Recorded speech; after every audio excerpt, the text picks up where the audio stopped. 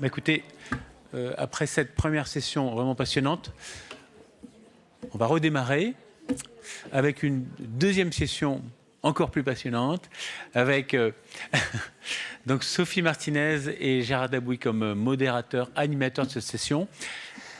Donc Sophie Martinez, bon, vous la connaissez, elle est vice-présidente de Action Santé Femmes, sage-femme coordinatrice au CHU de Limoges, et membre de l'Association nationale des coordinatrices sages-femmes. Sage-femme coordinatrice ? D'accord, ok. Donc merci de votre animation. Et puis Gérard Dabouy, qui est professeur émérite de l'Université de Nantes, qui est ancien chef de service d'oncologie médicale, et également qui est membre du Centre d'investigation clinique de Jules Verne à Nantes, et qui est chercheur associé à la Maison des sciences de l'homme Ange Guépin à Nantes, donc dimension sociologique, philosophique, et qui a travaillé sur l'IMG psychosocial, donc un sujet très complexe également. Donc merci à tous les deux d'animer cette session. Bonjour à tous. Donc nous allons Et appuyez sur le bouton, madame. Sage-femme coordinatrice. Bonjour à tous. Donc nous allons poursuivre en faisant un focus sur certaines régions du monde et en abordant également la loi de bioéthique et l'IVG par monsieur Berthiaud. Donc nous allons commencer par la situation aux États-Unis. Jacqueline Hénen. Bonjour madame, merci d'être là. Vous êtes professeur émérite sociologie à l'Université de Versailles-Saint-Quentin, en Yvelines. Vous dirigez la revue Les Cahiers du genre. Vous l'avez dirigée ? Je ne la dirige plus. Bon, mais vous l'avez fait. Vous êtes chercheuse associée à l'Institut des études genre à l'Université de Genève et bien entendu membre du groupe d'experts en sciences humaines de la Commission européenne. Donc vous allez nous parler de la situation aux États-Unis, devenue une grande tristesse. Merci. Je vous remercie de m'avoir invitée. Je ne fais pas partie du secteur de la santé. Mais en revanche, je suis une vieille militante en faveur du droit de choisir.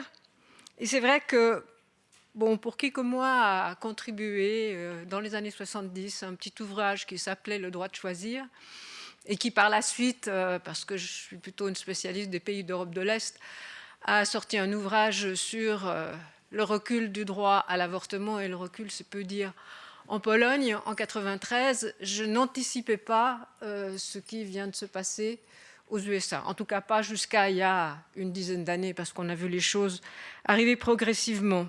Bon, et finalement, l'épée de Damoclès est tombée au moment où la Cour suprême a invalidé l'amendement Roe versus Wade, qui, quand même, depuis 1973, autorisait les Américaines à interrompre une grossesse jusqu'à la 24e semaine.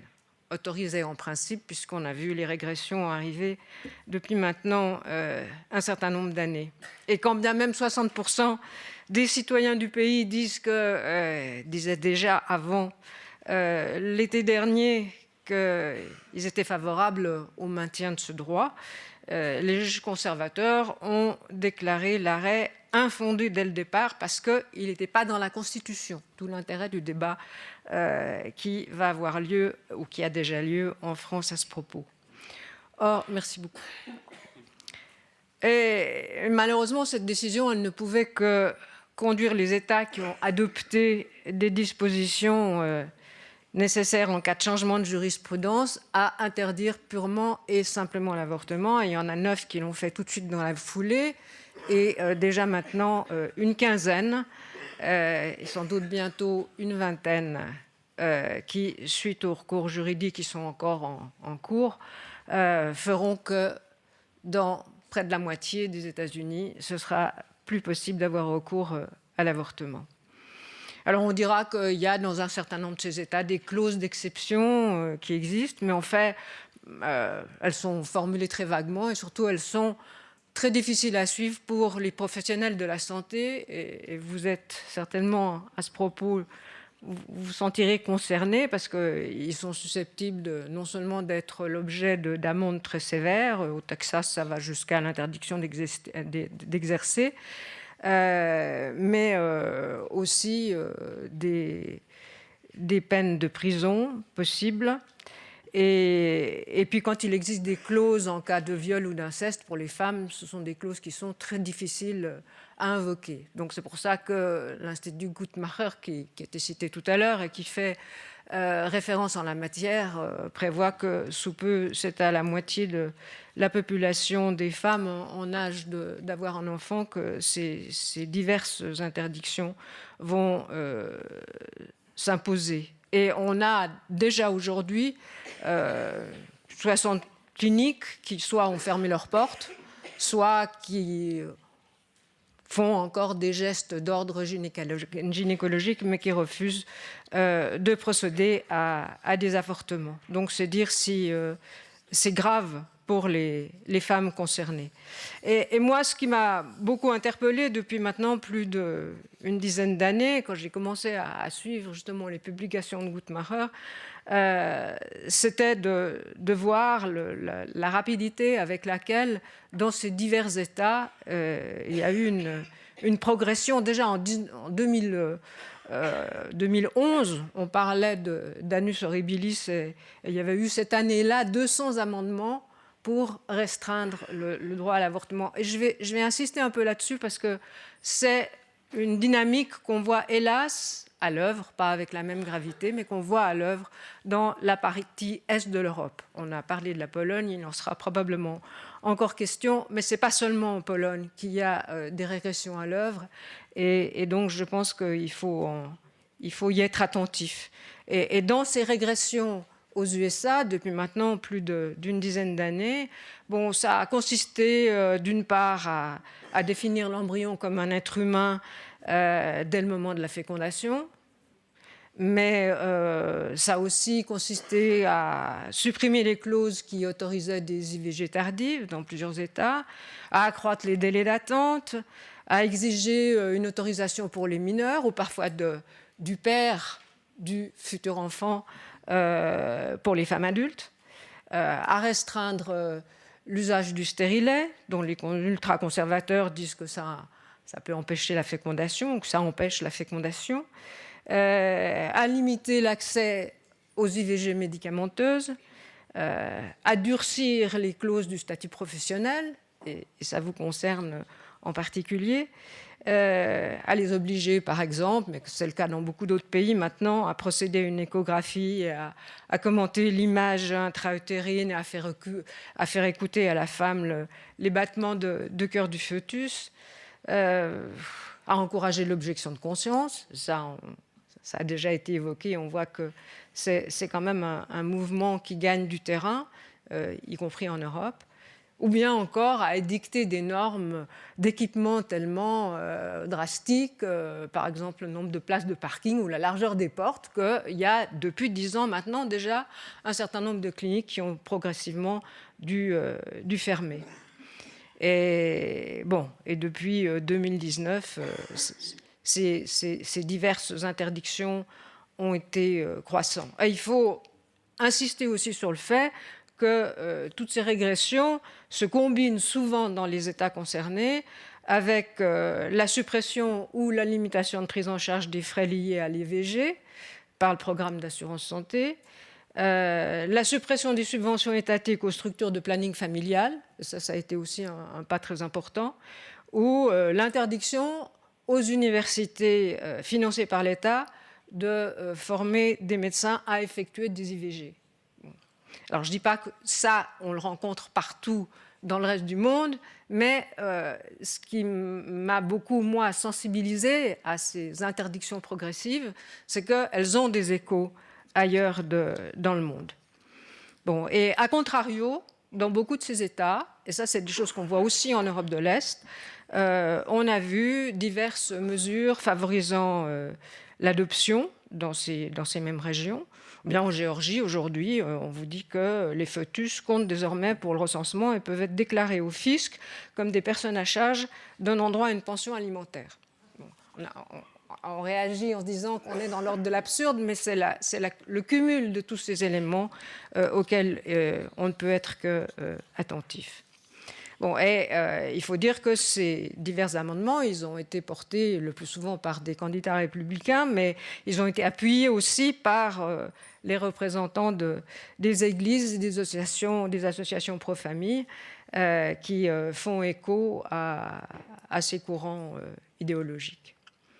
Et une des choses aussi qui m'a frappée, parce qu'on a des échos de ça en Europe de l'Est, c'est par exemple au Texas, où on incite les citoyens à intenter un procès à quiconque facilite un avortement.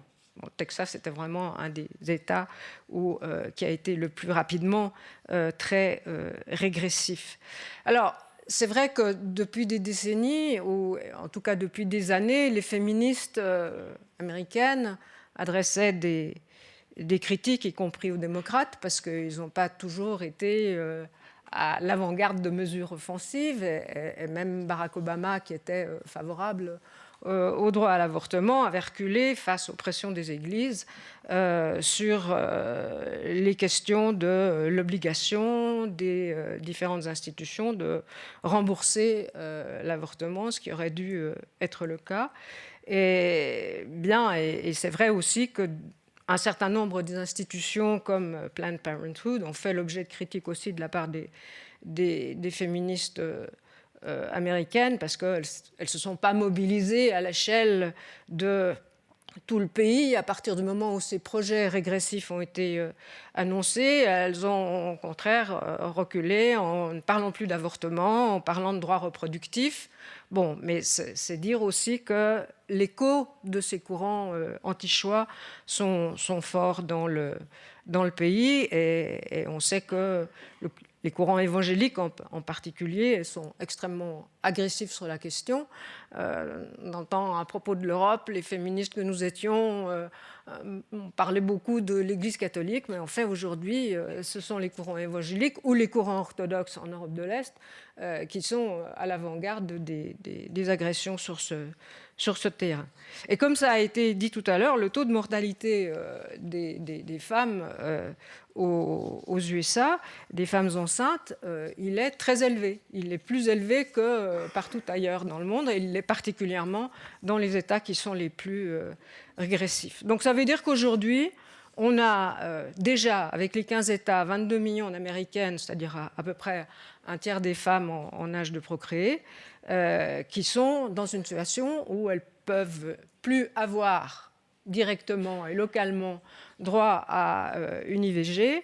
Et bien sûr, parmi elles, ce sont d'abord les femmes pauvres, les femmes de couleur, toutes celles qui sont l'objet de discrimination sociale, qui sont touchées. Et donc, c'est pour ces groupes-là que le droit à l'IVG est devenu lettre morte, parce que ça coûte très cher de se déplacer aux États-Unis, c'est un grand pays, quand il faut traverser plusieurs États pour obtenir une IVG ailleurs. Et ça a été dit déjà, il y a eu plusieurs études qui ont montré, ceci à l'échelle mondiale, qu'il existe un lien de causalité entre l'accès à l'avortement et la trajectoire professionnelle des femmes, et les retombées économiques négatives, parce que pour elles, la possibilité d'avoir accès à un emploi, et compte tenu aussi du coût de la prise en charge des enfants dans un pays comme les USA, il est certain que ça aura des incidences aussi dans ce domaine-là. Alors on me dira, oui, mais la décision de la Cour suprême, elle a eu pour résultat, et c'est très positif, de consolider les rangs des pro-choix et de contribuer, on peut dire, en quelque sorte, à un début de mouvement inverse. Bon, on a vu qu'il y a plusieurs candidats républicains qui ont été défaits aux élections de mi-novembre. et que dans plusieurs États, les électeurs ont approuvé dès le mois d'août des initiatives qui visaient à protéger le droit à l'avortement, y compris ceux du Kansas, qui est un État à majorité républicaine, ou même, en Kentucky, ils ont refusé un amendement constitutionnel, même si l'avortement reste proscrit dans cet État-là.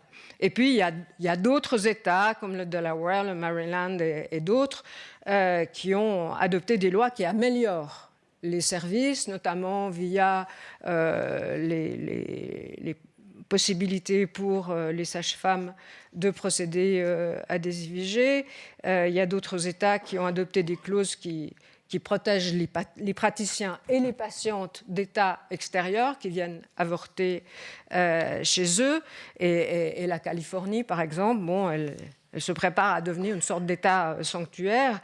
Elle a prévu des mesures pour venir en aide aux femmes qui sont empêchées d'avorter ailleurs, y compris sur le plan financier, en couvrant leurs dépenses, via un fonds qui est géré par le planning familial et qui est à la charge du contribuable californien. Donc ça, ce sont des éléments effectivement positifs. Ils ont aussi décidé de construire de nouvelles cliniques aux frontières.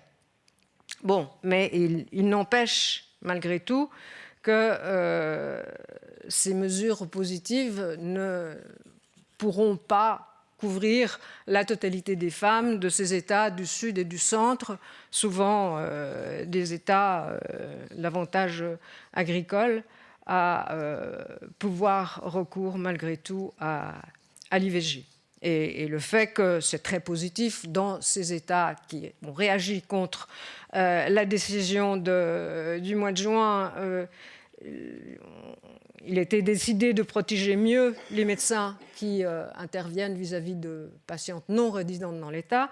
C'est extrêmement positif et ça montre qu'on a affaire à un pays qui est plus divisé que jamais sur ce terrain.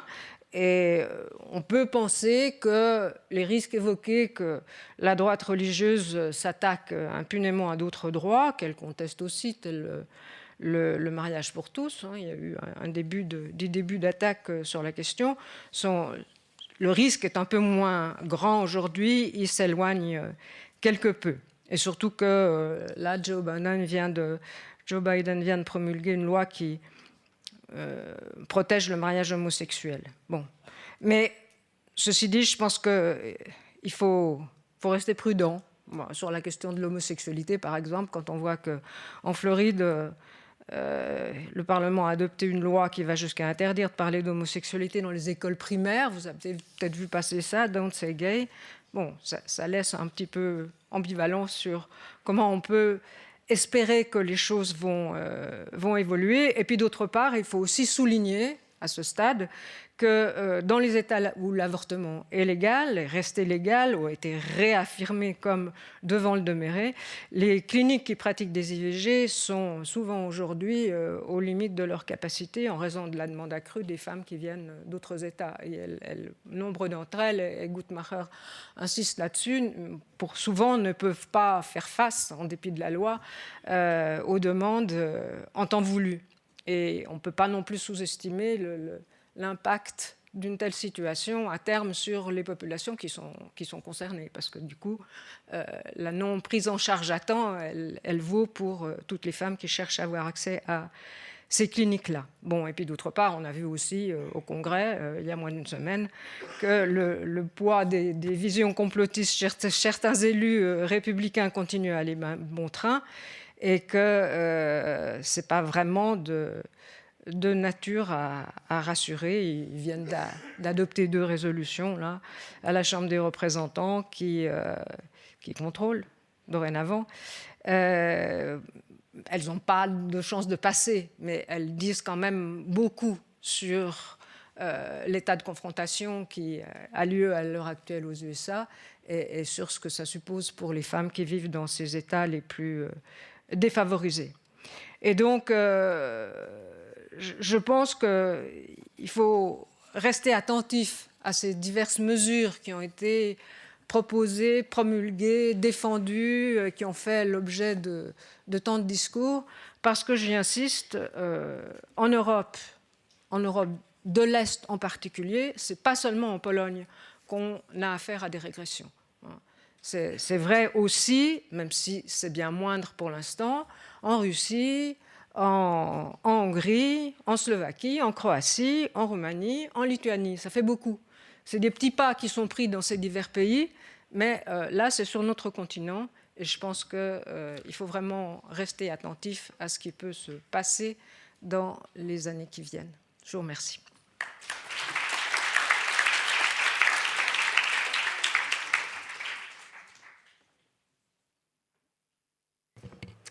Eh bien, oui. Donc, docteur Sandrine Lobel, quelle réalité en Europe? Est-ce qu'il y a une vision de tristesse? Donc, Sandrine Lobel est gynécologue obstétricienne au centre hospitalier de Quimper, en Bretagne, tout le monde le sait, et est un médecin très active et volontaire au sein de Action Santé Femmes. Et vous avez effectué des missions en Arménie et puis en Ukraine. Non, pour les femmes. Oui, pour les réfugiés ukrainiens. Voilà. Merci, vous avez la parole.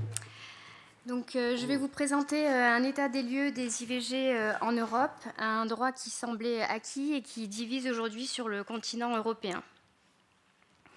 Donc, on en a longuement parlé, mais pour revenir sur les événements récents, donc juin 2022, la Cour suprême américaine, donc à majorité conservatrice, en mettant un terme à la protection fédérale de l'IVG, conteste le droit et l'indépendance des femmes. Donc une décision qui a fait réagir l'opinion publique en France et en Europe. Donc en réponse, le Parlement européen, en juillet 2022, a voté à large majorité pour l'inscription de l'avortement dans la Charte des droits fondamentaux européenne. Cependant, cette révision nécessite l'accord des 27 États membres qui sont aujourd'hui divisés sur la question. Car d'un pays à l'autre, on rencontre de grandes disparités en matière d'accessibilité et de faisabilité, rendant ainsi l'acquisition de ce droit très fragile. Donc là, je vous ai mis une carte qui représente l'année d'entrée des pays dans l'Union européenne. Et parallèlement, j'ai réalisé un tableau qui reprend les années de légalisation de l'avortement, donc dans les mêmes pays.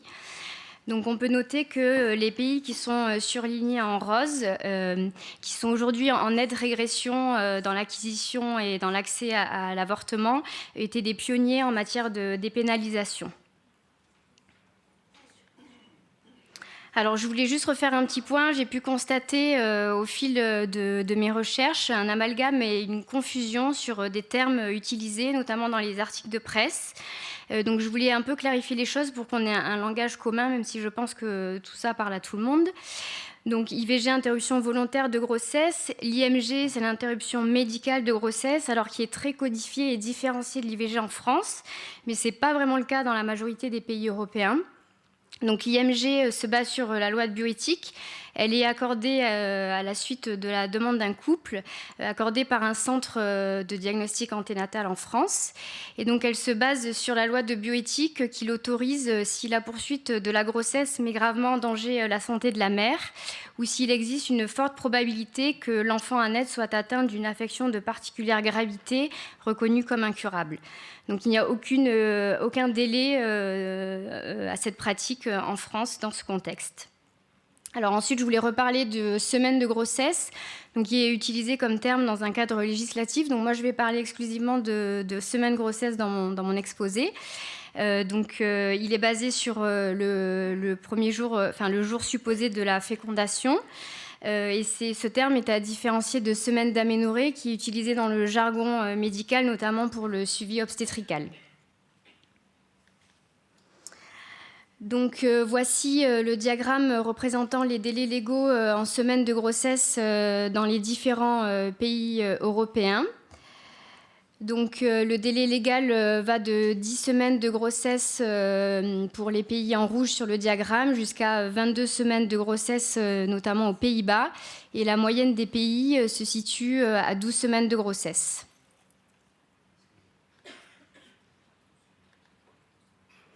Alors voici une carte qui représente les États membres de l'Europe, donc que j'ai divisé en 3 sous-groupes qui vont être détaillés dans les diapositives suivantes. Donc le premier sous-groupe, les pays en couleur prune, donc représentés par la majorité des pays, qui autorisent l'avortement sans condition, donc nous allons y revenir. Ensuite, nous allons voir l'avortement sous condition, donc c'est le cas pour la Finlande, pays en violet sur la carte. Et le troisième sous-groupe, représenté par les pays où l'avortement est interdit, notamment à Malte. Et le groupe, donc dans le même groupe, le pays où l'avortement est restrictif, donc c'est le cas de la Pologne en orange.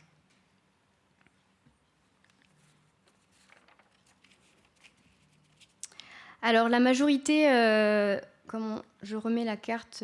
La majorité des pays, donc 24 pays sur les 27 États membres européens, autorisent l'avortement sans condition.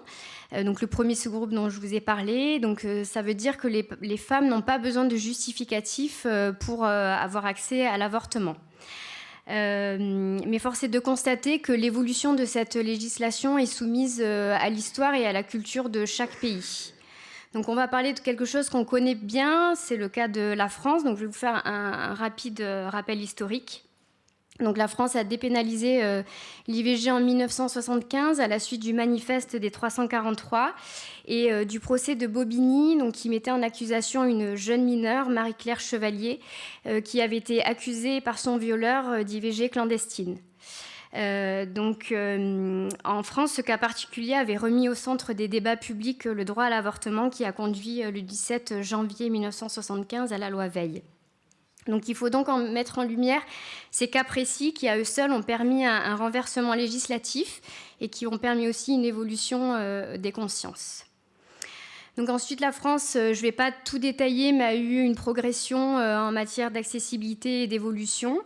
Mais la crise sanitaire a montré que les conditions d'accès à l'avortement étaient de plus en plus difficiles avec un dépassement des délais légaux.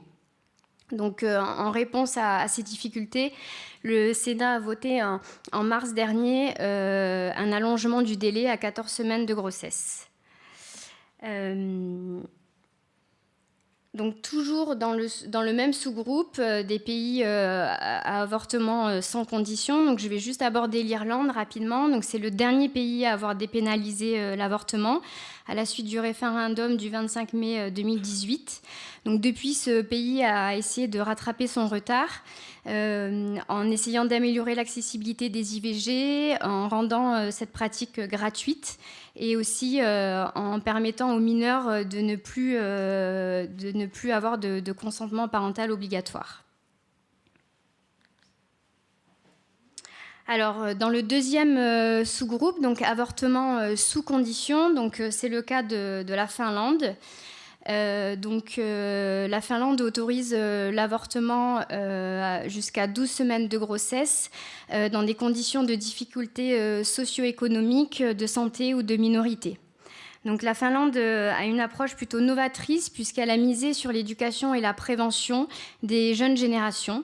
Donc en effet, elle utilise des outils pédagogiques, notamment des planches explicatives et utilise aussi des supports télévisés ciblés sur l'éducation des plus jeunes.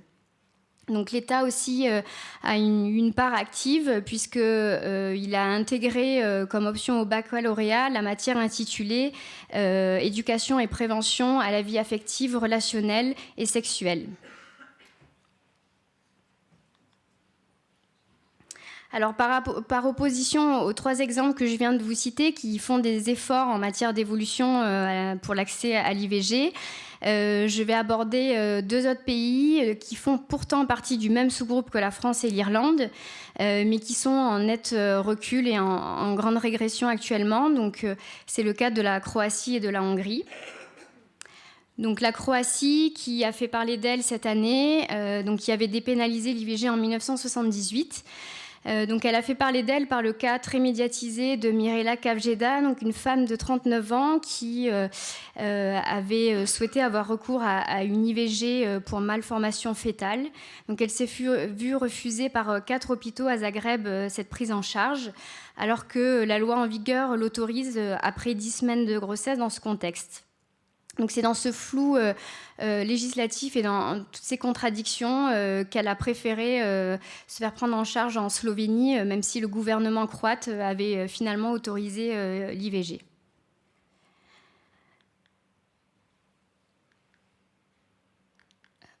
Et donc je vais vous parler aussi de la Hongrie. Donc la Hongrie qui depuis 2012, donc sous gouvernement Orban, a aussi inscrit dans sa constitution la notion de vie dès la conception, avec la promotion de la famille traditionnelle et une politique très nataliste.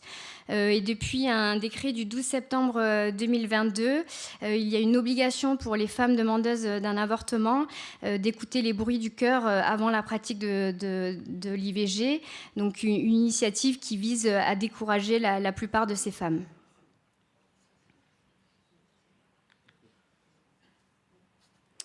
Donc, dans le troisième sous-groupe, donc c'est le groupe où les pays interdisent l'avortement. Donc, c'est le cas de Malte, donc où l'avortement est illégal, avec les médecins encourent 4 ans de prison et l'interdiction d'exercice s'ils pratiquent des IVG, et les femmes demandeuses encourent également 4 ans de prison.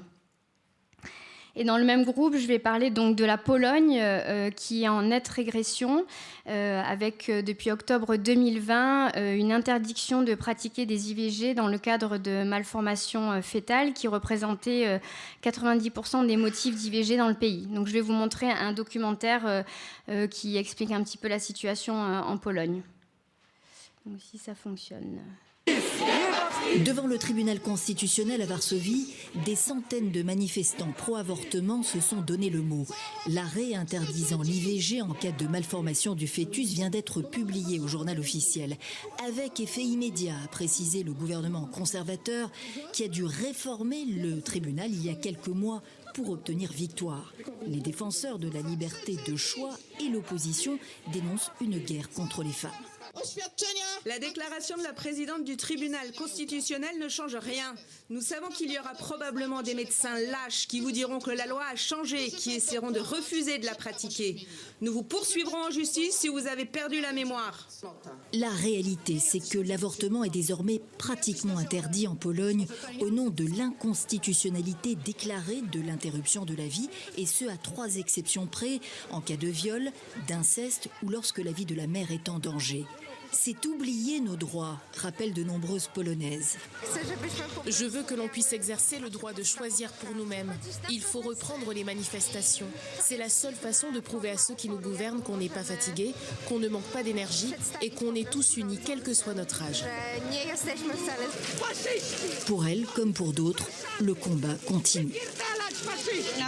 Après cette décision du tribunal, de plus en plus de femmes et de plus en plus de gens vont quitter la Pologne, non pas pour des raisons économiques, comme ça va plutôt bien, mais à cause des droits de l'homme.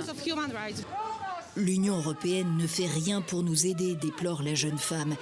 La Pologne compte moins de 2000 avortements légaux par an et 200 000 avortements pratiqués illégalement ou à l'étranger, selon les organisations féministes.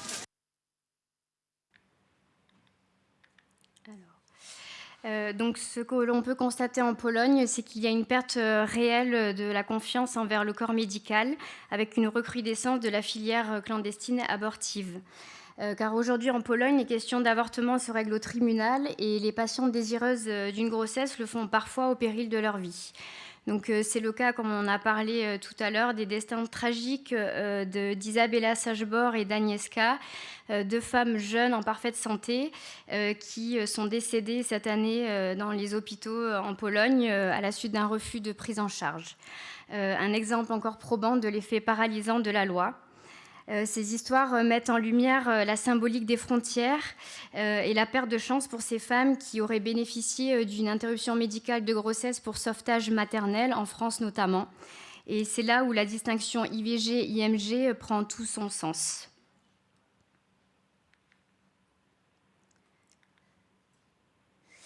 Alors, pour répondre à cette préoccupante désescalade d'accès à l'IVG en Pologne, Robert Biedron, qui est le président de la Commission du droit des femmes et de l'égalité, a pris la parole le 17 novembre dernier. Donc, il appelle tous les pays de la communauté européenne à s'engager pour l'inscription de l'avortement dans la Charte des droits fondamentaux et ainsi permettre à toutes les femmes, et notamment aux femmes de son pays, un accès libre, légal et sécurisé à l'IVG. Alors, je vais vous parler de mon expérience en Roumanie en juillet 2022. L'association Action Santé Femmes a envoyé un binôme médecin-sage-femme en Roumanie pour consulter les réfugiés ukrainiennes et aussi permettre de créer des liens et des contacts avec les structures locales. Donc je me suis rendue dans une maternité de Bucarest, la maternité Polizou, où j'ai essayé de discuter de ce sujet avec les médecins locaux et je me suis heurtée à des personnes qui n'avaient absolument pas envie de répondre à mes questions et où le dialogue était impossible. Donc de quoi évidemment rendre les choses très difficiles pour ces femmes, avec notamment des prises en charge incomplètes, une désinformation, un parcours de soins très difficile et la multiplication des intervenants. Pourtant, l'IVG est autorisée en Roumanie, donc jusqu'à 14 semaines de grossesse, mais la réalité est tout autre. Donc, comme le montre cette étude qui a été réalisée par l'association Centrulfilia, que j'ai rencontrée sur place et qui a mené une étude dans 171 hôpitaux en Roumanie entre janvier et mai 2021. Donc, après l'interrogatoire de ces principaux centres, elle retrouve que plus la moitié des hôpitaux ne pratiquent pas l'IVG. 59 hôpitaux pratiquent donc ça sur la figure, donc c'est les icônes en jaune, 9 pratiquent des IVG médicamenteuses. Après interrogatoire des médecins, 34% d'entre eux disent pratiquer l'avortement, mais les réponses officielles diffèrent grandement de la réalité. Les causes évoquées par les médecins sont des causes éthiques, morales, religieuses ou liées à la crise sanitaire. Alors juste à titre informatif, une IVG en Roumanie coûte environ 200 € dans un secteur public contre 900 € en moyenne en privé. Le salaire moyen en Roumanie est de 309 € et la contraception est évaluée en moyenne à 120 € par mois. Donc tout ça montre que la guerre en Ukraine manifeste à la face du monde que l'Europe n'est peut-être pas l'endroit sécurisé, comme on pourrait le penser, pour prendre en charge ces femmes victimes d'une privation de soins due au contexte de la guerre, mais également les femmes roumaines dans leur propre pays. Donc, en réponse à tout ça, les associations locales se sont mobilisées et ont rédigé en novembre dernier une lettre ouverte au ministère roumain. Donc, leurs demandes sont claires, garantir l'accessibilité à l'IVG, garantir un parcours de soins adapté et faire en sorte que l'IVG soit pris en charge par l'assurance maladie locale. Donc là, je vais vous présenter une carte qui a été réalisée par l'IPPF, qui est la Fédération internationale des plannings familiaux, et qui reprend en gros la progressivité des différents pays européens en 2021 sur l'accès à l'avortement. Donc les pays en vert sont les pays les mieux notés sur ce score. Et donc là, je vous remontre un diagramme qui représente les différents scores en fonction des pays. Et donc, une analyse approfondie montre que 31 pays n'incluent pas l'IVG dans une prise en charge de couverture maladie. 19 pays exposent les femmes à des exigences médicales inutiles, notamment écouter les bruits du cœur avant la pratique de l'IVG. 16 pays réglementent l'IVG par le code pénal. 24 pays autorisent la clause de conscience basée sur des convictions personnelles et religieuses. Et pour finir, 18 pays ne fournissent pas une information claire et un parcours de soins adapté. Donc, parallèlement, l'IPPF a réalisé aussi une étude sur l'accès à la contraception dans les mêmes pays et a réalisé un score similaire. Donc en rouge, les 8 pays où les efforts en matière de contraception sont médiocres, avec la Pologne qui garde malheureusement sa dernière place. Donc il y a une amélioration politique pour limiter les freins financiers à la contraception, notamment en Bulgarie, en Belgique, en France, en Espagne, en Finlande et aux Pays-Bas depuis 2020. Donc le point fort de cette carte est pour répondre à la politique nataliste de certains pays, notamment les pays de l'Est, donc les pays en rouge sur la carte. On voit qu'un meilleur accès à la contraception n'influence pas négativement le taux de fécondité. En effet, les 10 pays les mieux notés en matière de contraception sont les pays où le taux de fécondité est supérieur aux 10 derniers.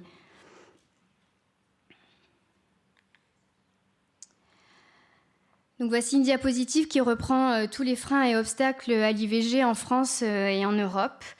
Malheureusement, la problématique, c'est qu'il n'existe peu ou pas de mesures compensatrices. Donc, je vais prendre l'exemple de la clause de conscience, même si on l'a déjà abordé, donc qui touche le corps médical. Donc, les médecins ont un droit de veto quant à la pratique de l'interruption volontaire de grossesse. Et ce que j'ai constaté, c'est qu'en Europe, ils ont peu, ou enfin dans d'autres pays européens, ils ont peu ou pas l'obligation de réorienter ou d'informer. Du coup, donc ça rend les choses très difficiles et se pose la question en tant que médecin de notre responsabilité quant à homogénéiser nos équipes pour garantir pour tous l'accès à l'IVG et uniformément sur les territoires. Parce qu'évidemment, nos convictions personnelles peuvent interférer et limiter notre pratique. Donc, en conclusion, les citoyens comme les gouvernements doivent rester vigilants face aux nombreuses tentatives d'éroder le droit à l'IVG, donc le droit des femmes. Donc, pays des droits de l'homme, nous devons être un exemple et apporter un soutien sans faille à toutes les femmes européennes. Donc, notre action doit s'exercer à plusieurs niveaux. Donc, le premier niveau, l'éducation et la prévention. Donc la prévention et l'éducation sexuelle des jeunes générations, qui est lacunaire et très défaillante dans la majorité des pays européens et qui est pourtant au centre de la problématique. Les États devraient avoir comme obligation de prendre des mesures réelles avec le soutien et le concours des équipes médicales. Donc, deuxièmement, la valorisation et la priorisation. Donc, réhabiliter l'IVG comme un acte prioritaire dans le parcours de soins. Donc, il s'agit de ne pas trouver des solutions palliatives aux problèmes, mais vraiment de prendre le problème à la source pour offrir une meilleure équité territoriale. Et pour finir, la Charte européenne des droits fondamentaux, donc inscrire l'avortement dans cette charte pour garantir à toutes les femmes un accès légal, libre et sécurisé à l'IVG et permettre ainsi d'éviter son instrumentalisation politique. Je vous remercie pour votre attention.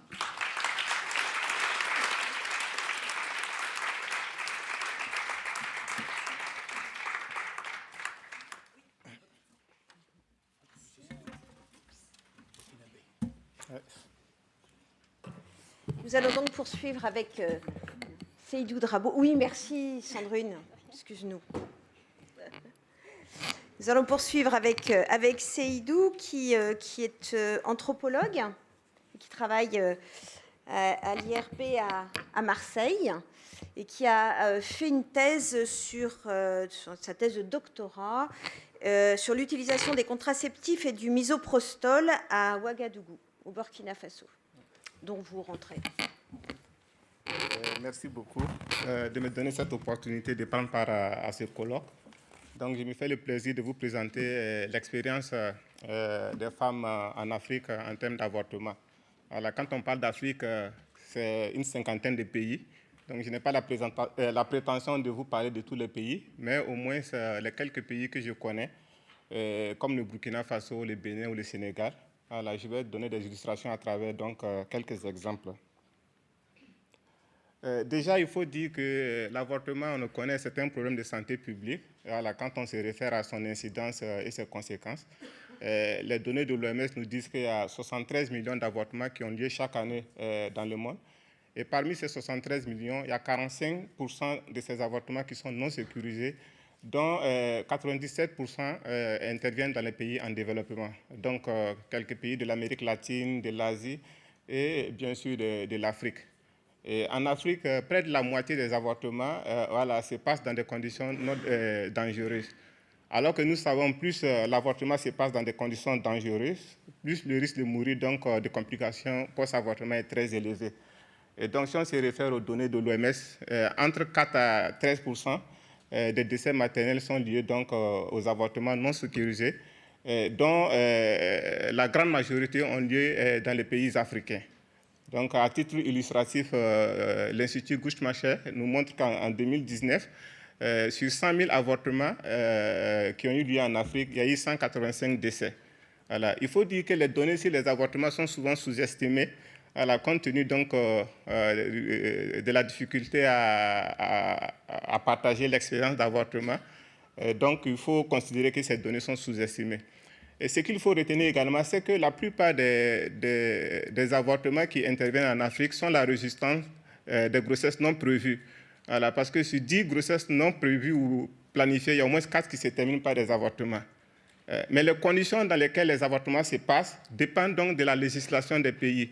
Donc c'est pourquoi il serait vraiment pas pertinent de parler de l'avortement en Afrique sans évoquer cette dimension liée à la législation, parce que c'est elle qui va influencer la façon dont les politiques seront mises en place, dans quelles conditions les femmes auront accès aux soins ou à l'avortement.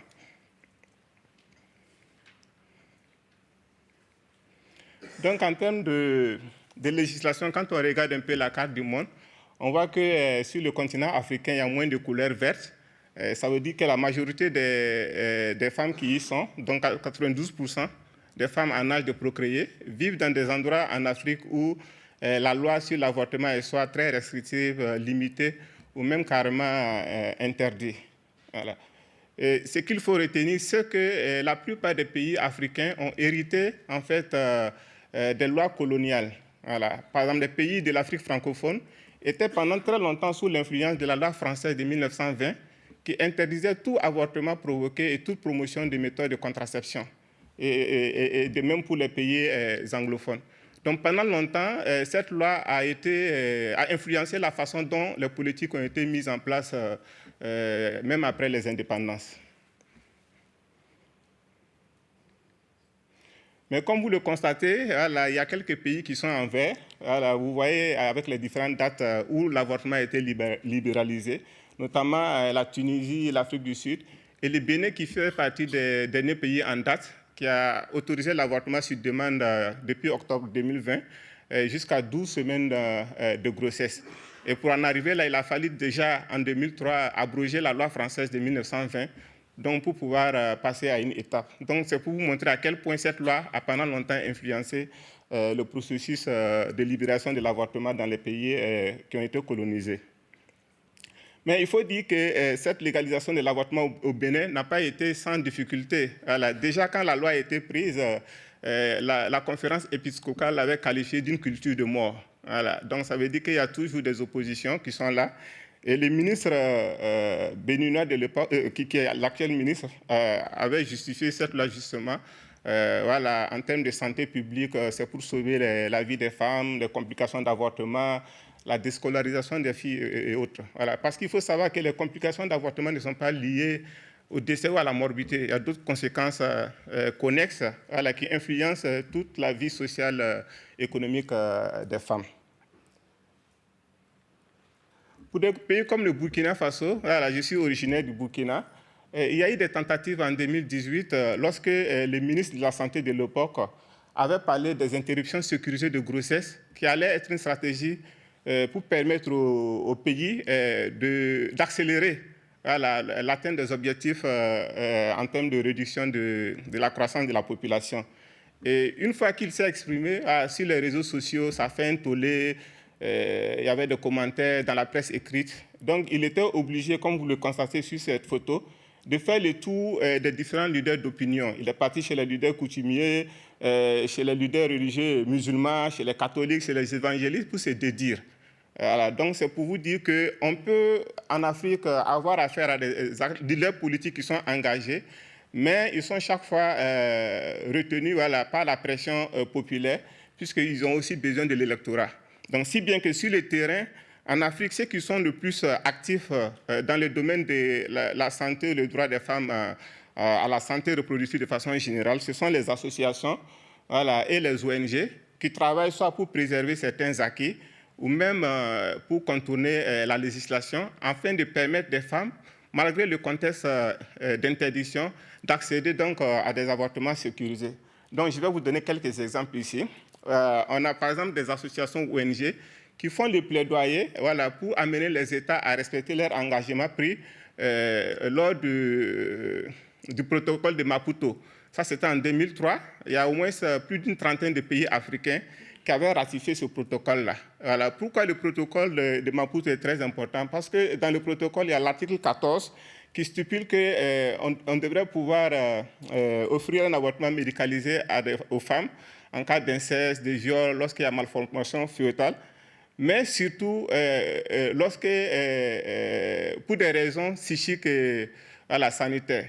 Donc, partant de ce protocole-là, ça veut dire que si on considère que la grossesse non prévue peut avoir des conséquences psychologiques et mentales pour la femme, donc ça sera difficile de condamner un médecin qui va décider donc d'offrir l'avortement à une femme. Il y a aussi la clarification des valeurs qui est beaucoup utilisée pour amener les agents de santé qui sont sur le terrain, les parlementaires qui prennent des décisions au niveau du Parlement et même des associations pour voir leurs positions par rapport à l'avortement. Parce que dans certains pays africains où on a par exemple les soins après avortement, il y en a même qui refusent donc d'offrir ces soins-là. Donc on leur demande, vous êtes médecin, vous êtes sage-femme, soignez la malade, ne jugez pas la malade. Donc cette clarification des valeurs-là permettait à certaines personnes donc, de revoir leurs positions. J'en ai participé à quelques-uns en tant qu'observateur. Il y a aussi une association dénommée ONIS, l'Organisation des nouvelles initiatives pour le développement en santé. Voilà, je suis membre de cette association et j'en suis le responsable du conseil éthique et consultatif. Et donc l'association essaie donc de simplifier le langage juridique. Voilà, parce qu'il faut dire que nous sommes dans un pays, par exemple au Burkina, où la majorité de la population est analphabète. Voilà, et les textes relatifs à la santé de la reproduction sont dans des documents qui sont écrits en français et on ne sait même pas où ces documents se retrouvent. Donc, si vous voulez trouver des références sur l'avortement, vous allez les trouver dans le code pénal, dans la loi santé publique, dans la loi santé de reproduction, et il y a différentes lois qui se contredisent, donc si bien que c'est très complexe pour les femmes donc, de revendiquer leurs droits. Donc, le travail de ONID, c'est justement d'aller dans les communautés, comme vous pouvez le voir sur ces images-là, et essayer de leur présenter les dispositifs législatifs qui sont là en présence dans les pays. Vous avez l'exemple aussi des pays comme le Sénégal, qui a mis en place le task force, ça c'était en 2010, lorsque le Sénégal avait ratifié le protocole de Maputo. Voilà, mais après la ratification du protocole, ils se sont rendus compte qu'il y avait des contradictions entre le fait qu'ils aient ratifié le protocole et la législation en vigueur dans les pays. Et donc, voilà, et les associations ONG ont demandé à ce qu'ils fassent des études sur le terrain pour documenter l'expérience que les femmes vivaient. Et après cette étude, ils se sont rendus compte qu'il y avait des conséquences néfastes des avortements. Et donc, le président Macky Sall avait décidé de mettre en place ce comité-là pour voir dans quel cadre on pouvait réfléchir pour donc, faire avancer les choses au niveau du Sénégal. Et il avait promis à ces femmes-là d'attendre à son dernier mandat, puisque là, il n'aura plus rien à perdre et qu'il pourra peut-être apporter des changements. Donc, on attend. Il a presque fini son mandat. Peut-être que d'ici là, vous aurez des nouvelles de lui. Voilà. Pour le dernier point, ça c'était au Burkina Faso. Il y a une offre d'avortement illégal sécurisé. Et là, c'est au cours de ma thèse que j'ai découvert ça, parce que je faisais le terrain auprès des agents de santé qui offraient l'avortement de façon clandestine. Et donc, à l'époque, c'était en 2017, certaines ONG, en collaboration avec les autorités sanitaires, avaient réussi à mettre en place un réseau d'avorteurs qui travaillent dans la clandestinité, les former à offrir des avortements sécurisés, mais illégaux. Voilà.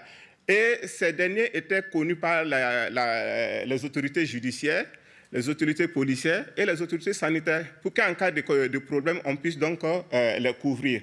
Mais comme c'était une politique officieuse, je n'ai pas voulu documenter ça dans ma thèse. Bon, je profite de cette tribune parce que c'est une communication orale, puisque documenter cela publiquement veut dire révéler donc, cette politique. Et dans leur milieu, ils évitent donc de parler d'avortement, ils parlent plutôt de régulation menstruelle médicamenteuse, donc en utilisant le misoprostol. Donc, voilà, mais comme vous le voyez, en dehors de ces cas, c'est vraiment difficile donc de parler de l'avortement comme ça, de façon publique, voilà, parce que c'est politique et quoi qu'on dise, cette tentative des ONG ou associations est limitée, parce que tant que ce n'est pas porté par les autorités publiques, son ancrage institutionnel constitue toujours une barrière. Et donc, si bien que sur le plan des politiques publiques, les solutions en Afrique, dans presque la majorité des pays africains, est basée sur des solutions purement techniques. Voilà, ça avait été un compromis lors de la conférence en Égypte en 1994, où les pays qui ne voulaient pas libéraliser l'avortement avaient opté pour deux autres stratégies, c'est-à-dire promouvoir la planification familiale pour réduire la survenue des grossesses non prévues, qui peut entraîner aux avortements provoqués, ou bien offrir des soins à des femmes qui seront confrontées à des complications post-avortement. Mais sur le terrain, il y a des limites parce que, quoi qu'on dise, la contraception, le rapport entre contraception et avortement n'est pas linéaire. Donc, c'est pourquoi nous sommes là aujourd'hui. Si la planification familiale pouvait résoudre le problème de l'avortement, on ne serait pas là à discuter de cette question-là. Et en termes de soins après avortement, quand vous prenez par exemple le Burkina Faso et le Sénégal ont été les pionniers en 1998 à introduire les soins après avortement en Afrique francophone. Mais il y a une différence dans la façon dont ces politiques sont mises en place. Par exemple, au Sénégal, une femme peut décider d'aller se faire soigner après une complication post-avortement. Lorsque c'est un avortement provoqué, il y a des agents de santé qui n'hésitent pas donc à appeler la police. Donc, du coup, elles vont retarder les soins ou bien voilà, préférer gérer ça dans d'autres espaces, ce qui peut donc compromettre leur vie. Mais sur l'image, je vais un peu insister sur cette image. Ça, c'était quand je faisais, parce que j'ai fait un master sur les soins, la problématique de l'accès aux soins après avortement. Et donc, je collectais les données à l'hôpital. Voilà. Et donc, au cours de ce terrain, je suivais les femmes dans leur parcours thérapeutique. Et donc, je me suis rendu compte que le service de gynécologie et d'obstétrique n'était pas le seul service où on pouvait trouver des femmes qui étaient confrontées au problème d'avortement. Alors que quand vous regardez des politiques, que ce soit au niveau de l'Afrique, au niveau de l'Europe, aux États-Unis, dans toute la littérature en santé publique, les données, les politiques, tout est produit à partir des services de maternité ou de gynécologie. Mais lorsque vous rentrez dans un hôpital, surtout dans les pays où l'avortement est interdit, les femmes sont confrontées à différentes complications. Voilà. L'aspiration manuelle intra-utérine, c'est bien, mais lorsqu'il y a un avortement incomplet. Mais vous avez des cas de complications suite à des avortements complets, mais avec des perforations. Nous avons vu les présentations de ce matin où des femmes utilisent souvent des méthodes très dangereuses. Donc, elles n'ont pas les mêmes complications, elles ne peuvent pas avoir les mêmes soins. Donc, il y en a qui vont se retrouver, par exemple, en néphrologie, parce qu'elles ont utilisé des produits chimiques qui ont endommagé les reins. Il y en a qui vont se retrouver aux urgences viscérales, parce que les infections ont des problèmes, mais elles sont oubliées par les politiques. Elles sont oubliées par les politiques, elles sont oubliées par la recherche. Donc, il n'y a pas de données dessus. Alors que c'est là-bas que les femmes meurent le plus et c'est là-bas que les coûts de la prise en charge sont très élevés. Quand vous partez, par exemple, au Burkina Faso, c'est gratuit d'avoir les soins après avortement. Mais lorsque vous partez au service de néphrologie, ce n'est pas gratuit. Quand vous partez aux urgences viscérales, ce n'est pas gratuit. Donc, ça, c'est vraiment un cri de cœur parce que je sais qu'il y a beaucoup de décideurs ici, il y a des professionnels de la santé, de savoir que dans la question d'avortement et sa prise en charge ne se limite pas seulement au service de gynécologie. Il faut aller au-delà parce que les complications des femmes les amènent à avoir des itinéraires complexes et pluriels. Donc, en dehors de ces cadres-là, les femmes vont continuer, vous l'avez vu ce matin, donc on est toujours en antiquité, puisque ces produits-là sont toujours utilisés dans nos contextes, voilà, les produits chimiques, des produits acidiques, des boissons sucrées, des insertions vaginales et tous les médicaments qui sont contre-indiqués voilà, contre la grossesse. Voilà, les femmes l'utilisent donc dans le but d'obtenir des avortements. Et les deux dernières méthodes en verre sont connues ou même documentées dans la santé publique comme étant des méthodes les plus sûres, notamment avec le misoprostol. Donc, Et dans les politiques de santé globale, ce médicament avait été considéré comme une révolution parce qu'il allait permettre aux femmes d'avoir accès à l'avortement sécurisé, même dans des contextes où il y avait des interdits. Parce qu'il suffisait seulement que le médicament soit dans le système et qu'une femme ait accès à ça, et elle pouvait donc avoir un avortement d'elle-même. Donc c'est pourquoi j'ai décidé de partager un peu l'expérience que les femmes ont avec l'utilisation de ce médicament-là, dans un contexte où la législation est restrictive, comme au Burkina Faso. Donc je rappelle qu'au Burkina, l'avortement n'est autorisé qu'en cas d'inceste, lorsqu'il y a une malformation fœtale, en cas de viol et lorsque la santé de la femme est en danger. Voilà. Et donc, du coup, ce médicament qui avait été, en 2005, décidé par l'OMS comme étant life-saving drug, un médicament vital, voilà, a été introduit dans le système de santé en 2014 pour la prise en charge des hémorragies du postpartum et pour la prise en charge des complications post-avortement. Et donc, en dehors de ces cadres-là, il n'est pas autorisé. Donc, c'est pourquoi le gouvernement a pris des mesures là pour restreindre l'accès et l'utilisation de ce produit-là. Donc, vous avez un usage en fonction du statut des agents de santé, selon qu'ils soient gynécologues, sages-femmes ou accoucheuses auxiliaires. Une sage-femme, par exemple, n'a pas le droit de décider de prescrire le misoprostol à une femme.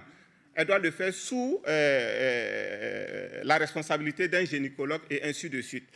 Et ce n'est pas dans toutes les structures de soins qu'on est autorisé à utiliser le misoprostol. On le fait uniquement dans les hôpitaux ou des centres médicaux, c'est-à-dire où il y a un médecin. Ensuite, dans les pharmacies, lorsque vous partez pour vous en procurer, on va vous demander le nom de la personne qui a prescrit, la raison pour laquelle le médicament a été prescrit, le nom de l'acheteur. OK. Donc il y a ces contraintes-là qui sont imposées. Maintenant, sur le terrain, est-ce que cette régulation-là arrive donc à empêcher que les femmes aient accès au misoprostol?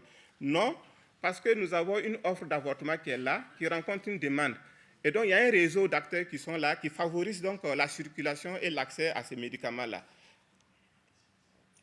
Maintenant que les femmes ont accès à ce misoprostol, quels sont les changements que le misoprostol a apportés dans la vie des femmes? D'abord, il faut dire que le lieu où les femmes pouvaient avoir un avortement est maintenant ouvert, parce qu'avant, c'était dans un centre avec un agent de santé. Maintenant, c'est ouvert. Partout, les femmes peuvent utiliser le misoprostol. Il y en a qui le font à la maison, dans les établissements de santé, dans des chambres d'hôtes. Voilà. Et dans les chambres d'hôtes, pourquoi? Parce que ça participe à la discrétion de l'acte. Non seulement ça protège celui qui fait l'avortement, mais ça permet aussi à la femme d'échapper à la stigmatisation. Et ensuite, ça permet à la femme d'avoir un contrôle sur le processus d'avortement à travers donc l'avortement auto-induit. En termes financiers, quand j'ai posé la question aux femmes, comparé aux autres méthodes d'avortement, le misoprostol était relativement moins cher, puisque avec un comprimé, elle pouvait même déclencher le processus et puis être éligible pour les soins après avortement par la suite. Et en termes de changements aussi, il faut dire que le misoprostol a amené les femmes à avoir une autre vision de l'avortement. Voilà, il est de plus en plus utilisé comme une méthode de contraception d'urgence. Et la façon dont le misoprostol aide les femmes à interrompre la grossesse les amène à considérer donc leur interruption de grossesse comme étant un avortement spontané et non un avortement provoqué. Parce qu'elles font des avortements, comme on a dit, early abortion, des avortements précoces. Donc, du coup, voilà, c'est quelques caillots de sang qu'elles voient. Et donc, moralement, elles ont une tendance à avoir une perception positive. Et si bien qu'il y a des femmes, lorsqu'elles sont en retard dans leur menstruation, elles ne font même plus de tests de grossesse. Elles vont automatiquement utiliser le misoprostol comme étant une méthode de contraception d'urgence. Ça, c'est le dernier diapo. Mais comme on le dit, c'est vrai que le misoprostol est très efficace d'un point de vue de santé publique, mais les conditions d'accès du misoprostol m'amènent donc à parler de ces difficultés. Parce qu'il faut d'abord savoir que le médicament existe, où s'en procurer, et ensuite avoir de l'argent et tous les réseaux qui vont faciliter son accès. Ensuite, il faut dire que lorsque les femmes n'ont pas ces informations-là, elles sont souvent obligées de se soumettre donc, aux exigences de ceux qui détiennent le produit. Donc, si vous avez affaire à un homme, et il y a des femmes qui ont été souvent, par exemple, victimes d'abus sexuels ou de violences sexuelles. Et il y a des femmes qui ont le misoprostol, mais qui ne savent pas comment l'utiliser. Voilà, donc j'ai eu des cas où des femmes ont utilisé toutes les tablettes de misoprostol. Et donc, voilà, je vais passer sur ça. Sur Facebook aussi, vous voyez qu'il y a des offres d'avortement, et que ce soit les méthodes médicamenteuses ou d'autres méthodes. Donc, en conclusion, je dirais que l'avortement continue d'être une question controversée en Afrique. Et donc, ces pays sont confrontés à un décalage entre les engagements pris par les États au niveau international et les politiques au niveau national et des normes locales. Et quand on parle des normes locales, il y a tout, hein. Il y a les normes religieuses, sociales et culturelles. Et malgré l'existence de certains produits sûrs comme le misoprostol, la législation en matière d'avortement, le contexte socio-culturel dans lequel les femmes ont accès à la influence la façon dont ce médicament circule. Donc les avortements qui répondent aux exigences de sécurité, par exemple, sont parfois le privilège de riches personnes qui ont la capacité donc de contourner la loi ou même de s'acheter les produits en pharmacie, tandis que les femmes pauvres n'ont pas d'autre choix que de recourir donc, à des prestations qui sont moins sécurisées. Donc au-delà même de ces inégalités d'accès à l'avortement, ce que cela nous enseigne, c'est qu'elle nous enseigne aussi que selon qu'on soit riche ou pauvre, on n'a pas les mêmes expériences en matière d'accès donc aux droits de la santé reproductive. Je vous remercie.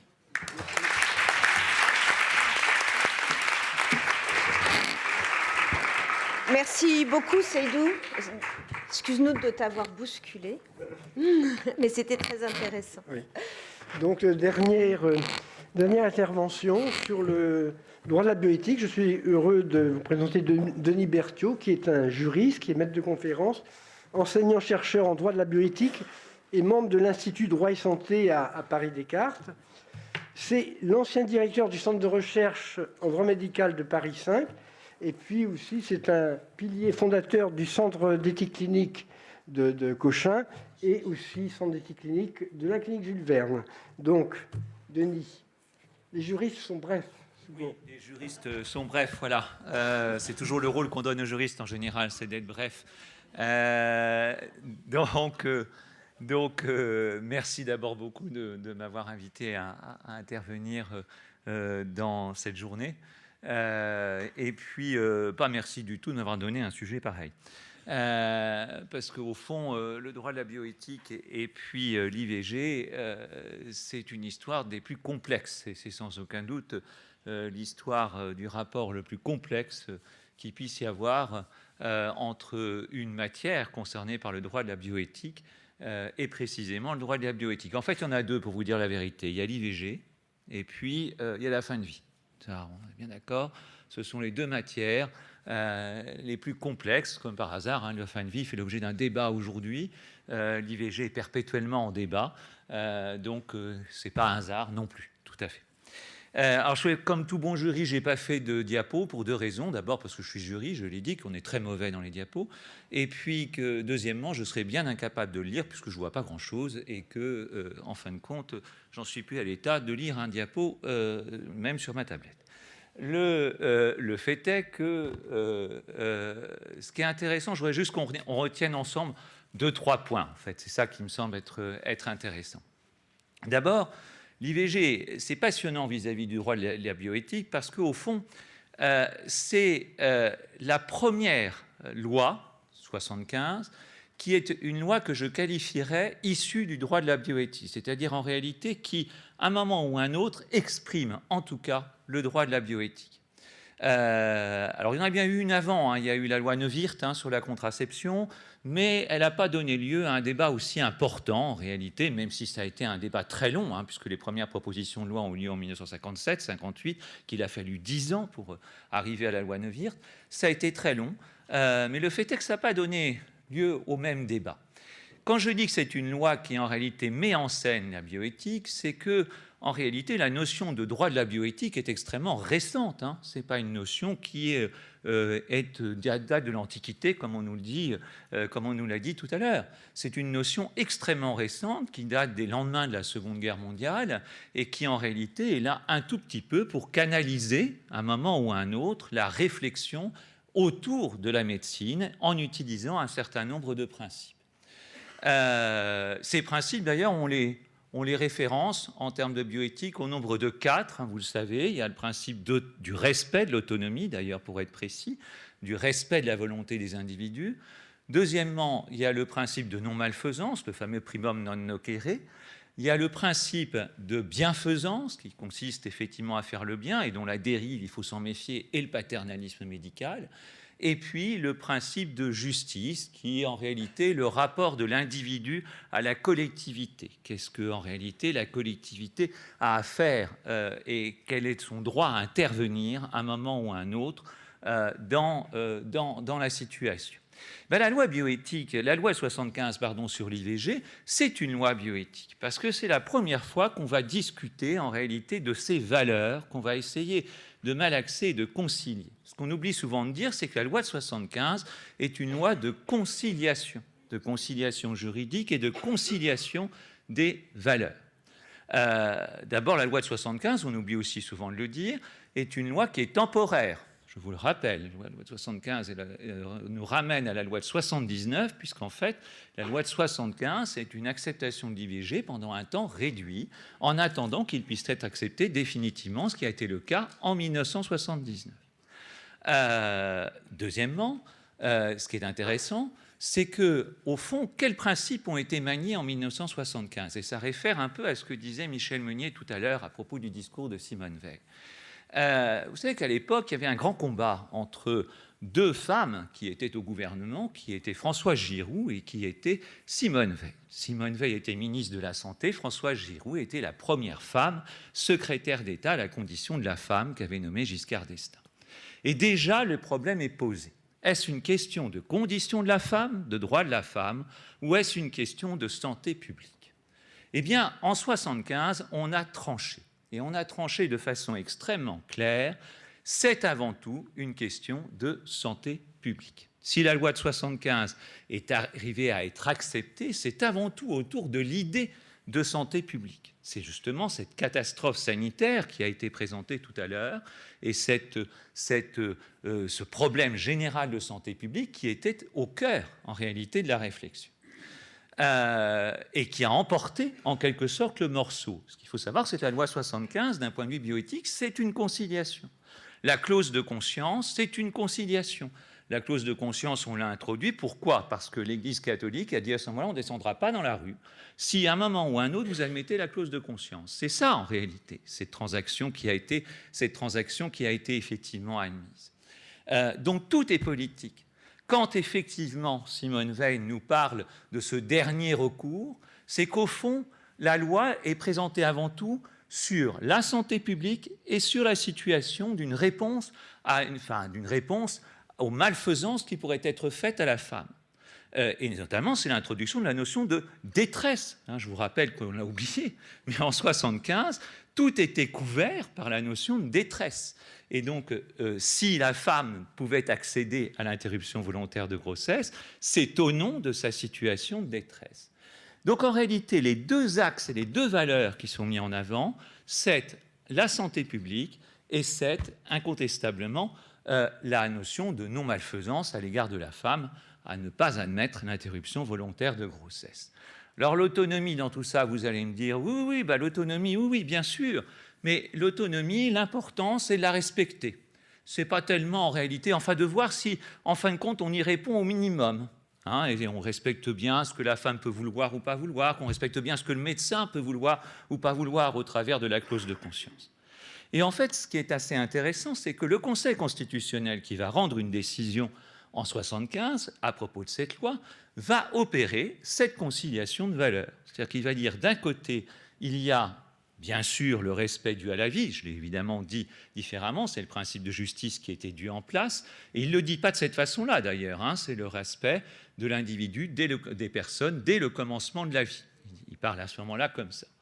Et contre, visiblement, les questions de santé publique, les questions de non-malfaisance liées à la femme, et surtout aussi les questions qui sont reliées à la préservation des libertés de chacun. Donc c'est ça la conciliation des valeurs. C'est en cela, c'est une loi bioéthique et qui est parfaitement intéressante. Ça, c'est le premier point.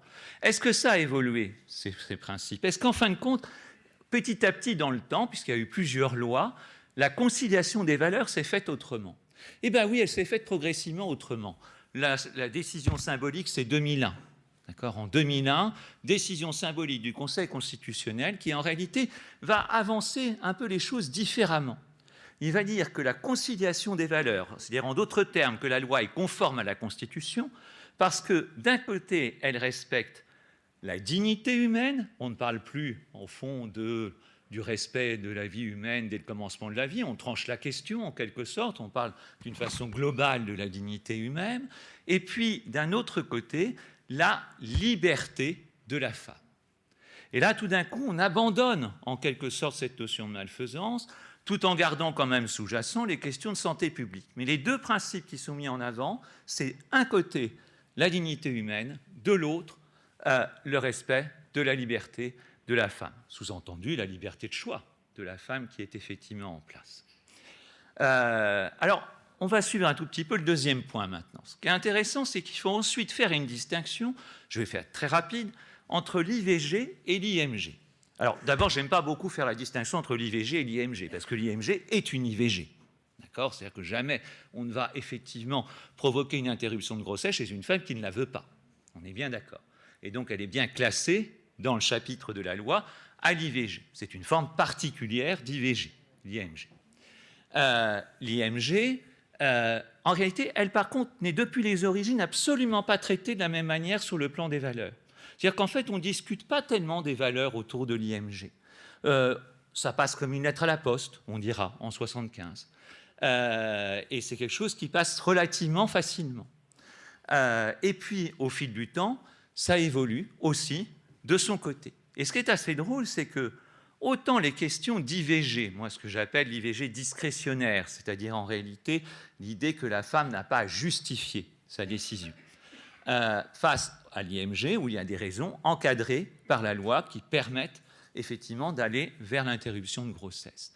Eh bien, les IMG, quand les IMG évoluent, c'est en général au sein des lois bioéthiques.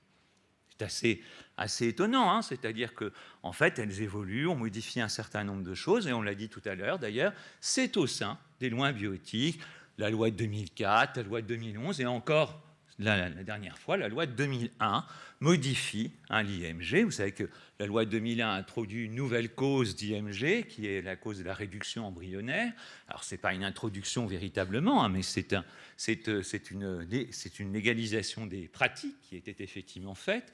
Et puis, elle va modifier l'IMG. Vous avez aussi souvenir de ce débat extrêmement important qui a eu lieu sur l'introduction des IMG psychosociales dans les IMG pour détresse, des IMG pour raison maternelle, et qui, précisément, n'a pas été introduite dans la loi, mais a donné lieu à un débat extrêmement important. Pour autant, je le répète, ce qui est assez intéressant, c'est de noter qu'on y réfléchit au travers de la loi bioéthique. La loi bioéthique, c'est une machine, hein, d'accord ? C'est pas un petit truc, hein, c'est une toute petite partie. Je pense que Michel Meunier le confirmera, mais c'est une petite partie de l'ensemble des réflexions qui peuvent avoir lieu. Hein. En d'autres termes, on n'a pas forcément la volonté d'isoler cette question-là. Par contre, la question de l'IVG discrétionnaire est toujours réfléchie dans des lois indépendantes. Sont-elles pour autant non bioéthiques ? Bien sûr que non. Ces lois sont bioéthiques. La question n'est pas là. Et pour preuve, la dernière loi sur l'IVG discrétionnaire, qui a intervenu en 2022, qui a allongé le délai, comme vous le savez, et qui est une loi indépendante en tant que telle, et qui est pleine et entière en tant que telle. Elle va donner lieu à de nombreuses discussions, il y a eu des allers-retours, il y a eu des choses un peu compliquées. Elle donnera lieu à un certain nombre de discussions et de débats. Alors, ce qui est intéressant, c'est juste de noter cette différence. Autant l'IMG est introduit dans une réflexion générale et effectivement placé en général sociétalement au milieu de la loi bioéthique et du flot de la loi bioéthique, autant l'IVG n'est jamais placé, l'IVG discrétionnaire n'est jamais placé et est toujours isolé en quelque sorte dans la réflexion. Alors, ça peut interpeller, hein. Pourquoi ? On se doute de la réponse, bien entendu, parce que effectivement, les notions qui sont déplacées par l'IVG sont des notions et des valeurs extrêmement complexes, donnant lieu toujours à débat, donnant lieu toujours à remise en question et donnant lieu toujours, en réalité, à un certain nombre de risques, je dirais, politiques qui vont avec, bien évidemment. Dernier point, et je vais terminer par là, vous voyez, je vais faire vite. Dernier point, c'est la constitutionnalisation dont on a parlé tout à l'heure. C'est-à-dire qu'au fond, quel pourrait être l'intérêt d'une constitutionnalisation? Alors, je ne vais pas rentrer dans le détail, hein, ça n'a pas... Je veux dire, je ne rentre pas dans tous les arguments, ça ne m'intéresse pas. Je reste juste... Enfin, si, ça m'intéresse, mais ce n'est pas le propos ici. Je reste juste sur ce que je viens d'exprimer à l'instant, si vous avez bien compris. En fait, alors d'une part, l'intérêt majeur est qu'il est vrai que inscrire l'IVG dans la Constitution rend une modification de l'IVG toujours beaucoup plus complexe. Elle n'est pas impossible, bien évidemment, parce qu'on modifie toujours les constitutions. Mais le fait est que ça devient beaucoup plus complexe. Mais surtout, ce qui est intéressant par rapport à ce que je viens de dire, c'est que vous avez compris en réalité que depuis 1975, on place l'IVG discrétionnaire au travers d'un conflit de valeurs. C'est-à-dire que c'est une conciliation éternelle des valeurs. Et si le Conseil constitutionnel autorise aux évolutions de l'IVG, c'est en appréciant ce conflit de valeurs. C'est-à-dire que d'un côté, il y a la dignité humaine, de l'autre, il y a la liberté de la femme et aussi des questions de santé publique qui peuvent effectivement intervenir. Souvent, il conclut, d'ailleurs comme il le fait très souvent, que ceci est d'appréciation du législateur. Mais ce qui est intéressant, c'est que d'un point de vue éthique, il résonne dans un conflit de valeurs. Il y a un conflit de valeurs. Et j'interviens au milieu de ce conflit de valeurs pour dire si c'est constitutionnel ou pas constitutionnel. Ce qui serait intéressant dans la constitutionnalisation, c'est qu'au fond, on dépasserait ce conflit de valeurs. C'est-à-dire qu'une fois inscrit dans la Constitution, le débat de savoir si c'est une question d'autonomie, ou si c'est une question de santé publique, ou si c'est une question de non-malfaisance, ou si c'est une question précisément de dignité humaine, eh bien, serait dépassée. Elle serait tranchée, en quelque sorte. Alors après, laissons aux philosophes, laissons aux penseurs, aux éthiciens, le soin de fonder ensuite l'IVG. La question n'est pas là.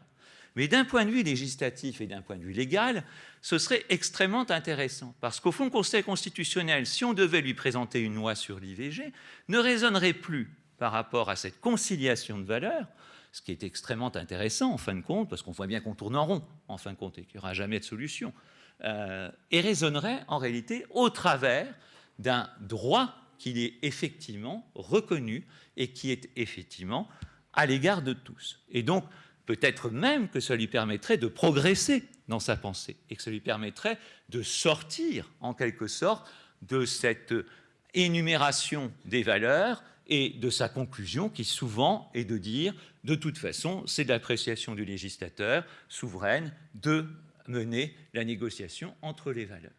Et donc, c'est ça qui, pour moi en tout cas, serait extrêmement intéressant, en tout cas d'un point de vue bioéthique, sur la constitutionnalisation de l'IVG. Ce serait presque unique d'ailleurs, c'est-à-dire qu'on aurait résolu cette question, en tout cas d'un point de vue légal, c'est ça que je veux signifier.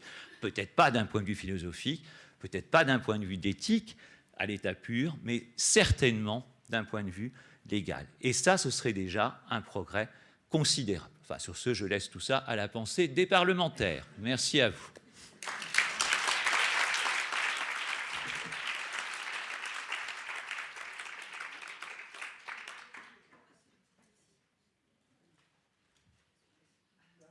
Il y a quelques minutes pour une réflexion. Nous avons été un peu bavards. Est-ce qu'il y a quelques questions ?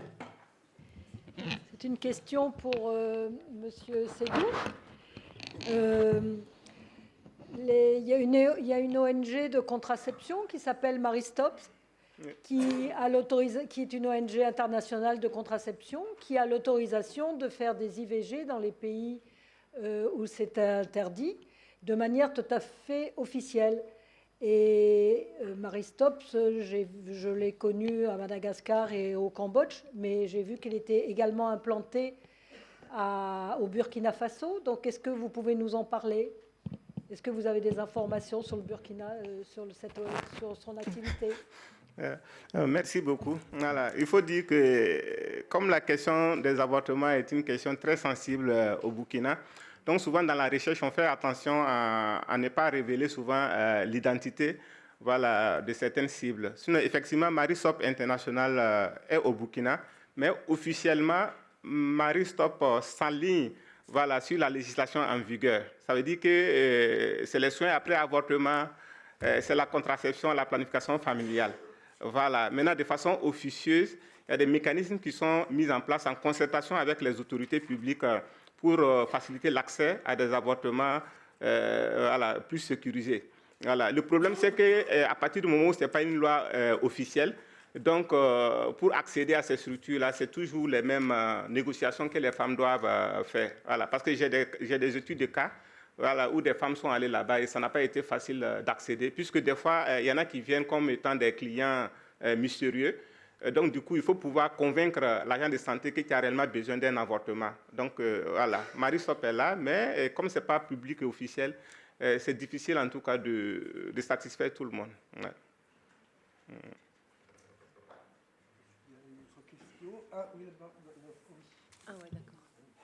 Ouais. Bonjour, je voudrais faire un commentaire par rapport à mon expérience cet été en Ukraine, où je me présente, je suis chercheuse, mais je m'occupe de projets humanitaires, particulièrement en Afghanistan, mais aussi maintenant en Ukraine. Il y a eu le problème de l'accès aux médicaments genre Miprostol, évidemment en Ukraine par rapport au viol de guerre. C'est un problème assez énorme. Moi, j'ai essayé d'en faire venir en Ukraine. Le gros problème était évidemment la Pologne, parce que si ça passe par la Pologne, ça finit sur le marché noir. Et bon, par MSF, on est arrivé à livrer plusieurs hôpitaux en Ukraine. Et je suis allée cet été en Ukraine pour aller voir les hôpitaux concernés, du moins quelques-uns d'entre eux.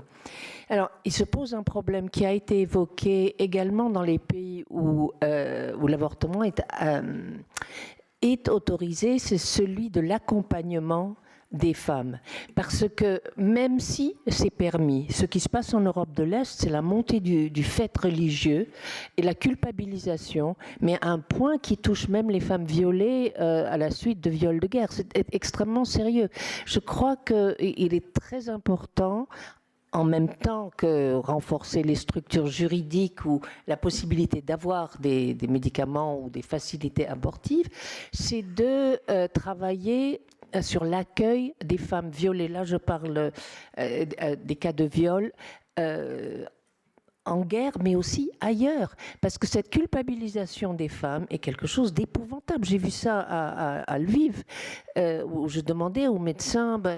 elle me parlait d'avortement et j'ai dit, mais est-ce que cette personne avait été violée? Parce que c'est une ville où il y a beaucoup de réfugiés. Ah non, j'ai pas posé la question, etc.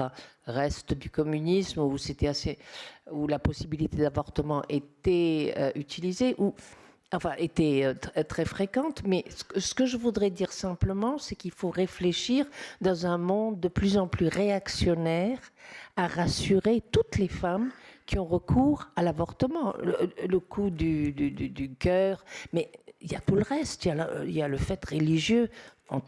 Les orthodoxes, c'est effrayant dans toute l'Europe de l'Est, mais aussi, je finirai là-dessus, sur le problème des viols de guerre dans des situations extrêmes comme en Ukraine. Voilà.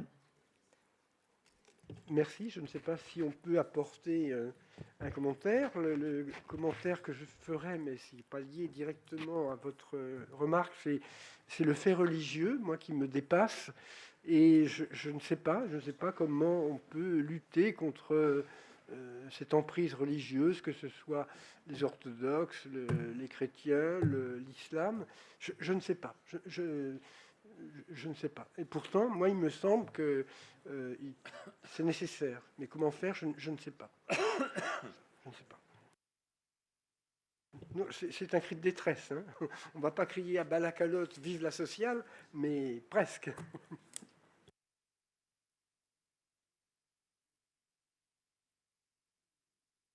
Moi, j'ai juste un commentaire pour essayer de consoler la tristesse de Madame Einem sur les États-Unis, dont je remercie pour son exposé qui était vraiment excellent. C'est qu'il y a des effets toujours positifs. Et un effet positif tout à fait récent, c'est que la FDA, qui est l'organe qui régule la délivrance des médicaments aux États-Unis, vient d'autoriser, c'est toujours opposé à ça, hein, vient d'autoriser non seulement la délivrance des médicaments par voie postale avec la possibilité de faire des téléconsultations, mais la délivrance des médicaments abortifs pour l'avortement médicamenteux dans les pharmacies, sans avoir obligatoirement à passer par les pharmaciens. Donc c'est un effet, je pense, tout à fait... Un effet positif finalement de ce drame qui se passe aux États-Unis, c'est que du coup, ça a débloqué complètement la diffusion de l'avortement médicamenteux aux États-Unis, notamment par téléconsultation. Mais comment ça peut se faire si c'est interdit dans les États? Il n'empêche que du coup, ça va rester interdit, même si l'IVG médicamenteuse est devenue impossible. Dans les États où c'est interdit, ça restera interdit. Oui. On est d'accord. Oui.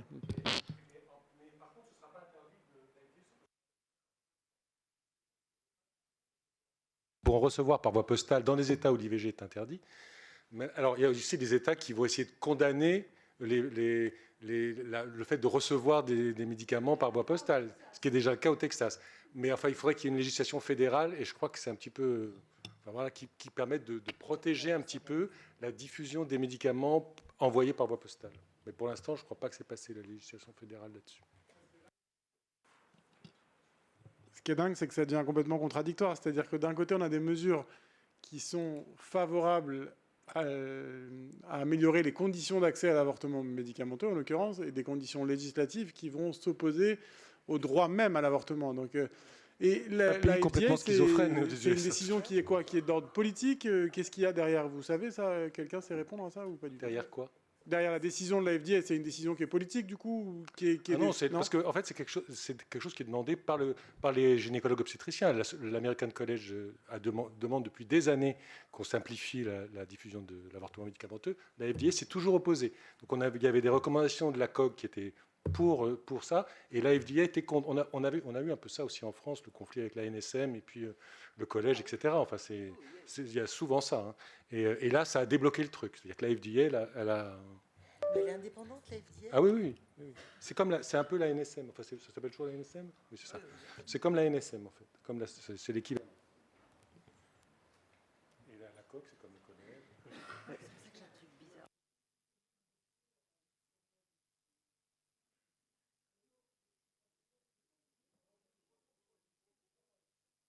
Excusez-moi, parce qu'en effet, ce fait religieux qui monte, à quoi est-il dû? Je ne sais pas s'il y a des réponses, mais qu'est-ce qui se passe? Qu'est-ce qui se passe partout? Encore une fois, que ce soit les orthodoxes, les évangélistes, les chrétiens, on ne sait plus où donner de la tête. Ne parlons pas de l'islam. Donc, qu'est-ce qui se passe? En termes d'histoire des idées, c'est pas du tout étonnant, c'est même tout à fait normal. Vous savez qu'on est dans une période de crise. Et dans les périodes de crise, donc il y a différents types de crises. Il y a crise économique, crise sociale, etc. Et on est dans une crise des valeurs. Donc, crise des valeurs, c'est suite à une crise économique, crise sociale, crise politique. Crise des valeurs, c'est on ne sait plus trop en quoi croire. Et donc, la seule chose à laquelle on peut se raccrocher, c'est Dieu. Donc, à toutes les périodes historiques de crise, c'est arrivé à chaque fois qu'il y a eu la crise après la Grèce antique, la crise après la chute de l'Empire romain, à la fin du Moyen-Âge. Donc, c'est des moments où on ne sait plus, on a perdu les valeurs, on n'est plus sûr de rien. C'est le scepticisme généralisé, c'est le conspirationnisme, c'est le complotisme. On ne croit plus les hommes et les femmes politiques, on ne croit plus les scientifiques, on l'a vu avec le Covid. Donc, comme on ne croit plus personne, la seule personne qui ne peut pas nous mentir, c'est Dieu. Dieu le Père. C'est ça qui est dérangeant. On va peut-être...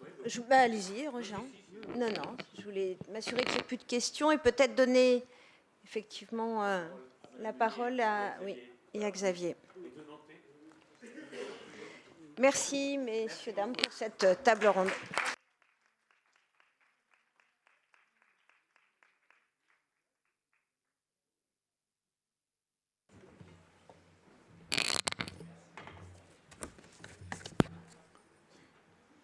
Alors, moi, tous les ans, on me demande de faire la conclusion de ce colloque. C'est toujours très difficile parce que c'est toujours très difficile de savoir à l'avance ce que je vais vous dire.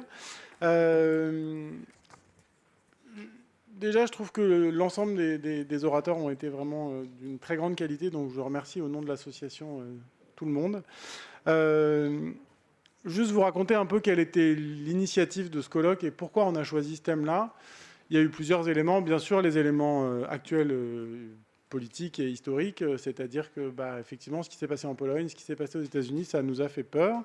Et puis, il y a eu un sondage qui est sorti en France qui nous a interpellés au cours d'un conseil d'administration qui disait que 34% des femmes de moins de 24 ans en France estiment qu'une femme n'a pas le droit d'accéder librement à l'avortement. Alors, on s'est dit, mais qu'est-ce que ça veut dire?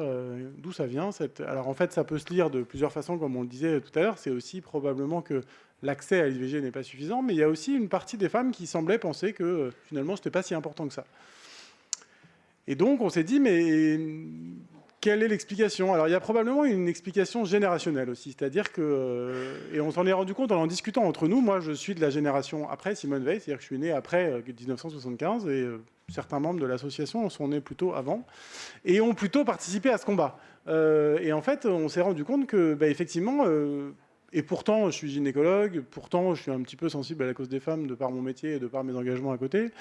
Je me suis rendu compte que l'impact historique de ce qui s'était passé, en fait, je ne l'avais pas complètement. Et pourtant, encore une fois, je faisais partie des gens privilégiés qui avaient pu avoir accès à l'information et que la réalité de ce que c'était pour ces femmes-là, que de vivre un avortement clandestin sur le thème de leur santé, et pourtant je suis médecin, sur le thème de la liberté des femmes, et pourtant je suis gynécologue et sensible aux droits des femmes, et en fait, effectivement, ce conflit générationnel faisait que probablement qu'une partie des femmes françaises et européennes, parce qu'on a le même type de sondage en Europe, fait que, peut-être qu'effectivement, de continuer à en parler, c'est très important.